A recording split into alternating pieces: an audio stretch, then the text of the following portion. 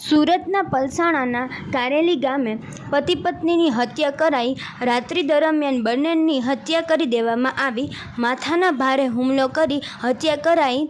બંને ઊંઘમાં જ ઢીમ ઢાળી દીધા।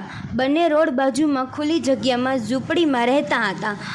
મૃતક ઉમેશ રાઠોડ અને રમીલા રાઠોડ બંને ખેત મજૂરી કરી જીવન ગુજારતા હતા। ગુનાને અંજામ આપી આરોપીઓ ફરાર થયા। પલસાણા પોલીસ એલસીબી એલઓજીની ટીમો ઘટના સ્થળે પહોંચી।